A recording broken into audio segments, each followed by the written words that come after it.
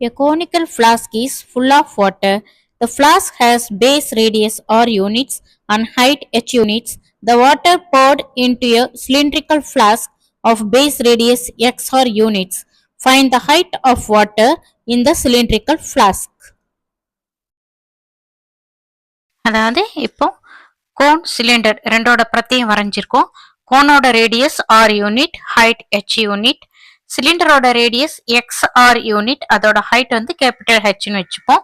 இப்போ கோனிக் ஃபிளாஸ்க்ல இருக்கக்கூடிய வாட்டரை நம்ம சிலிண்ட்ரிக்கல் ஃபிளாஸ்க்ல மாத்துறப்போ அந்த வாட்டரோட ஹைட் என்ன அப்படின்னு கண்டுபிடிக்க சொல்லியிருக்காங்க.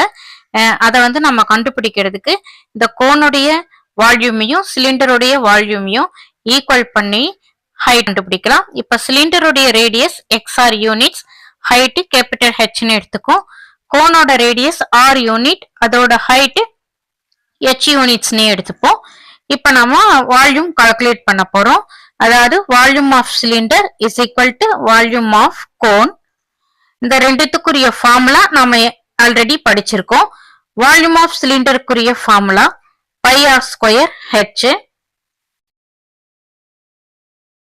அதே போல வால்யூம் ஆஃப் கோனுக்குரிய formula pi 1/3 pi r square h units cube. இப்போ வந்து ரெண்டுத்துலயும் இருக்கக்கூடிய அந்த பை பை கேன்சல் ஆயிடும். லெஃப்ட் சைட்ல சிலிண்டருடைய ரேடியஸ் ஆருக்கு பதிலா எக்ஸ் ஆர் அப்படின்னு கொடுத்திருக்காங்க radius. So X R the whole square capital H is equal to, இங்க வந்து நமக்கு மேல ஆர் ஸ்கொயர் ஹெச் இருக்கும், டினாமினேட்டர்ல 3 இருக்கு. இப்ப நமக்கு தேவையான கண்டுபிடிக்க வேண்டிய ஹைட்டை லெஃப்ட் சைடு வச்சுக்கிட்டு மற்ற மெஷர்மெண்ட் எல்லாம் ரைட் சைடு கொண்டு போயிட்டு சிம்பிளிஃபை பண்ண போறோம். அப்படி சிம்பிளிஃபை பண்ணும்போது நமக்கு ஆர் ஸ்கொயருக்கு ஆர் ஸ்கொயர் கேன்சல் ஆயிடும். அப்ப நியூமரேட்டர்ல ஹெச் மட்டும் இருக்கும், டினாமினேட்டர்ல 3x ஸ்கொயர் அப்படின்னு இருக்கும். இப்ப நமக்கு தேவையான அந்த சிலிண்டர்ல இருக்கக்கூடிய வாட்டருடைய ஹைட் என்னன்னு பாத்தீங்கன்னா h/3x ஸ்கொயர் யூனிட். இதுதான் நமக்கு தேவையான ஆன்சர்.